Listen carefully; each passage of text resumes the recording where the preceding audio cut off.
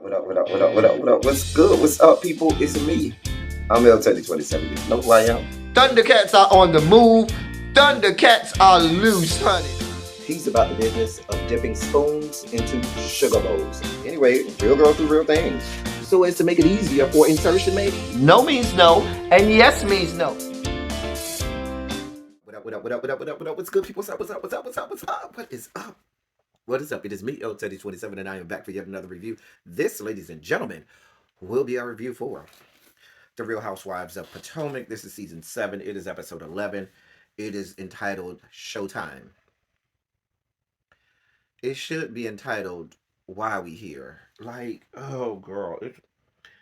It's one thing for you to have a filler episode, a whole nother thing for the episode to be so unwatchably boring that you're fighting to stay awake.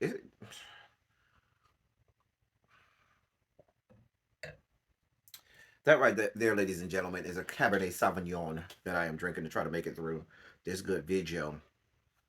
We start off, Karen goes to Giselle. This video gonna take me all of like 6-7 minutes. Karen goes to Giselle's house. Karen says the only thing nice about Giselle's renovations to her house is the chandelier. I mean, you got a raggedy ass woman to match the raggedy ass house. Why do I expect a woman whose fashions look like that, whose heart, soul, and insides are as horrible and decrepit and horrid and dilapidated as hers, to have an immaculate house? I don't expect that. So the awful decor of the house matches the awful insides of that horrific example of the Homo sapien species.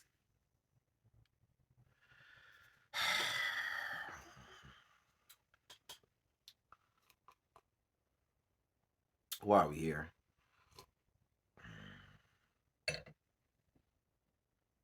Karen brings gifts for the twins. They discuss the live show that both of them are going to have. And then Giselle starts gossiping about Mia and Jacqueline and their damn near incestuous relationship that they're having. Because they just give me like this whole, oh, we're sisters, oh, we love each other, we're sisters. And then y'all fucking and showering and bumping cooches and fingering each other and scissoring and getting fucked by the same man and using double-sided dildos on each other. Like, this shit gives me a flowers in the attic, my uncle played the banjo on the porch, and in the movie Deliverance, wrong wrong turn type of tea.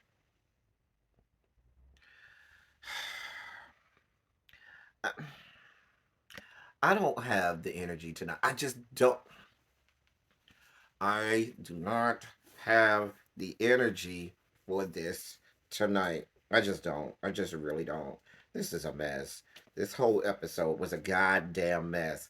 And I don't have the goddamn energy to deal with this fuck shit that y'all got on my fucking television screen. I could have been doing a lot of things with my life tonight besides watching this bullshit. Moving on.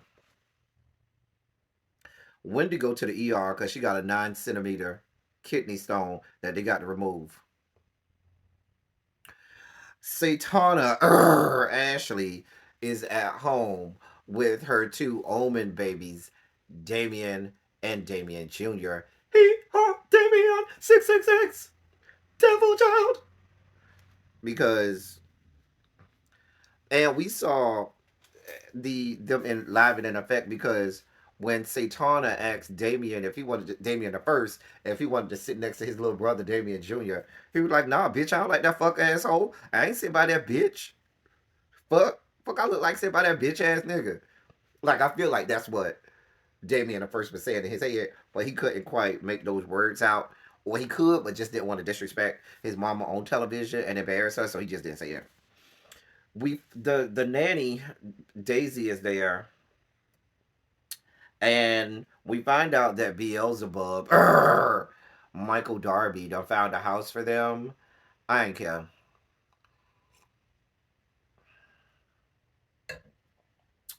Giselle and Robin go to look at their venue for their live show.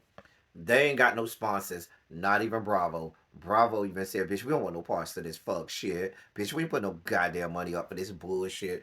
No, we're not doing it. Sorry, girl." And so they had to end up putting up $10,000 of their own money together to get this show off the ground. Giselle asks Robin about her wedding plans. Ain't no date or nothing plan. Listen, this whole situation is a sham, a farce, and Robin's failed attempt at having a storyline. There's never been a wedding. There's never been any conversation about a wedding. If y'all already living together, co-parenting, the kids don't know no difference. What's the point of you getting married? You already living together. I mean, y'all assets at this point belong to don't belong to each other. So why get married for what? This is a whole farce, a fabrication, a fallacy for a storyline. I ain't care. Candace is at the video shoot with Trina, and first of all, Candace, that pink hair, don't do that no more. That pink hair in that confessional, boo boo, boo boo, boo boo. No, don't do that. Um, the video shoot with Trina, it was cute. It was cute, but that's about it. Candace, let me say this. I see what's happening here. Candace is about to be off the show. Candace is at the point where she's not filming with any of the girls. She's not any of the scenes where everybody's together. She's not at any of the scenes with other people because she sees them for their ain't shitness and don't want to be around them. Her husband don't want to be around them for fear that they're gonna try to accuse him of some fuck shit. I could see this parlaying into a situation where there's less and less scenes with Candace in it with the other girls, and she ends up off the show, which is unfortunate. At Robin's house, her roommate Juan is there.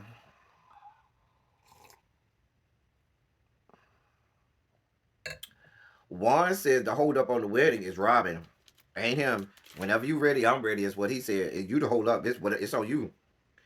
Robin asked about the prenup. Juan came right out. I ain't got no problem with the prenup. It ain't an issue for me. Go ahead and put it in there. I have my people look at it. I sign it. We ain't gonna fight over money. It's not an issue for me. Girl, it's back on you. What are we talking about? Which goes back to my point. The bitch is reaching for a storyline. Robin ain't here. Robin, not Robin. Her roommate Juan ain't here for the storyline. Oh, I was supposed to get into an argument with you about that? Bitch, I ain't got time to argue. Bitch, you want to get married? Great, pick the date. We can go get married. With next question. Oh, you need me to sign a prenup? Bring me the goddamn prenup. I look at it. I sign it. What's the next problem? So once again, we see that this is all concocted. This whole marriage problem storyline. What are we gonna do? It's all in Robin's head. It's something she's concocted, fabricated, and all of the such, just for the point of having a storyline. Bitch, you ain't shit. I hope you never get married. I don't think anybody in their right mind would want to marry you because you're a trifling ass whore who no one likes. Not even your kids, and not even your roommate who fathered your children. Anyway, Wendy comes home after the surgeries she had. I don't remember what the second surgery was. I really didn't care. I did look at her daughter. Her daughter's so big now. Like her daughter is like I remember when her daughter was born and now she looks so big. Like remember when her daughter was just an infant and now she's so big walking around and talking. That made me feel old. Wendy mom now getting on her nerves. And so her mom and her talk, and her mom said the doctor told me to take it easy. That's why I had the health scare, and you need to take it easy too. And I didn't care. I really didn't care. Her mama said, "I'm waiting for this boob job. I told you and your brother and your sister that we was gonna have." I didn't care. I moving on. At Mia's house, Karen comes over. Karen questions her, gives her the third degree, goes through a whole Spanish Inquisition, has a whole interrogation of Mia about all the stuff that Giselle had done told her. Now, I believe this is like the third or fourth interrogation that Mia has had to endure this season. Bitch, you need to let these hoes know. Bitch, don't ask me no motherfucking questions about what the fuck I got going on. Bitch, I ain't asking you hoes no shit. Bitch, don't ask me no shit. How about that shit? But this is the third or fourth interrogation that she done had. Girl, boom. They gonna keep doing it until you put your foot down, Mia. But you ain't shit, so I mean, you got a big ass foot to put down according to the people. So I don't know why it's so hard for you to do that. But whatever. Mia says she and G Gordon Gartrell, her husband, her benefactor, her sponsor, the old ass man that decided that he wanted to shove his dick in her and give her worms and some money too. They had a threesome with Peter's fag hag alleged girlfriend. I ain't care. I did not want the horrible mental pictures of that etched into my brain, scorched into my retinas. I want no parts of the thought. We then get to the reasonably shady live show. Karen is dragging Giselle and Robin's live show.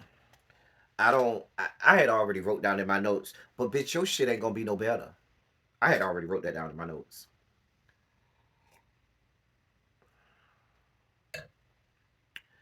Um, Ain't nobody there, cause don't nobody give a shit about raggedy ass whores that ain't shit. Robin ain't shit. Giselle is a piece of shit.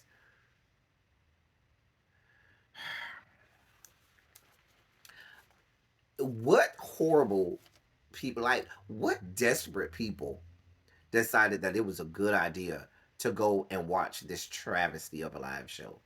Like, who really wants to go see awful people like Robin and Giselle? These people are horrible inside. Awful inside. Horrible people. Candace ain't come. Everybody showed up, but Candace ain't come. Candace said, I ain't got time. I don't see it for that whole Giselle. Fuck her and fuck her life, and I'm not going to support anything that she does. I don't blame her.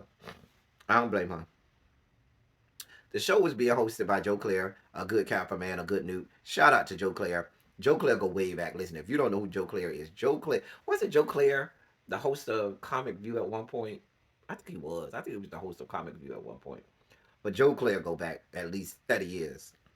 Anyway, um, he messed up and called Robin. Instead of calling him Robin Dixon, he said Robin Bryant. I was like, ooh. Robin Mike ain't work conveniently. I just didn't care. I know y'all watch my reviews because I'm supposed to care about this nonsense and bullshit, but I didn't find. I couldn't. This I was strip searching rats, roaches, mice, and mosquitoes for a fuck to give and to care, and could not locate one.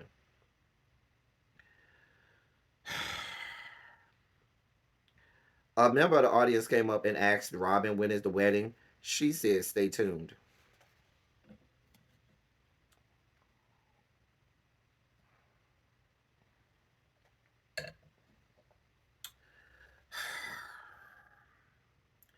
Robin, after the show, Robin said they made a $14,000 profit. $14,000 was made on that shit, right? I be over here entertaining the masses. I Google and YouTube ain't paying me 14K, but these raggedy ass whores can get paid $14,000 of profit for that weak ass fuck ass shit that they put on that goddamn stage. Like, really? Can I get a $14 cash app? My cash app is gonna be somewhere around me at the end of this live. I mean, not live, at the end of this damn review.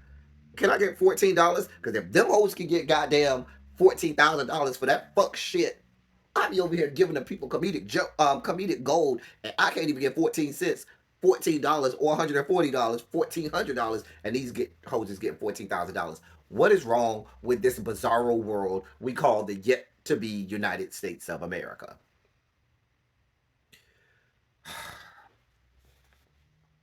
Giselle then pulls Jacqueline to the side because we want to continue with interrogations of people. So Giselle starts asking Jacqueline if Jacqueline ever if Mia bought her car. Jacqueline says no, I got my own money. Have you ever fucked Gordon? Or have you had a threesome with Mia and Gordon? She said you're gonna have to ask Mia. They called Mia over there. The rest of the girls come over there.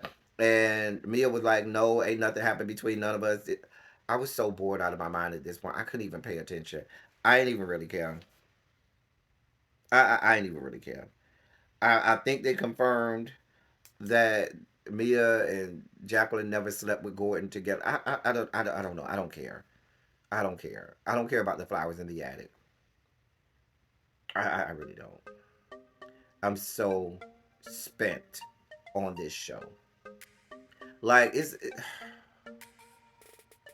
where's my drink?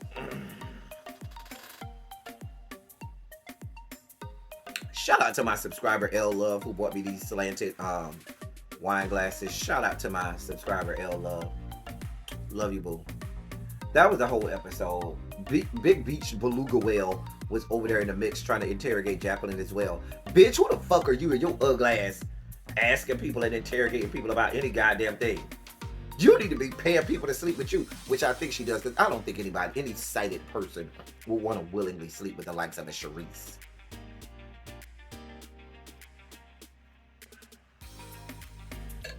Just a mess of an episode. A mess.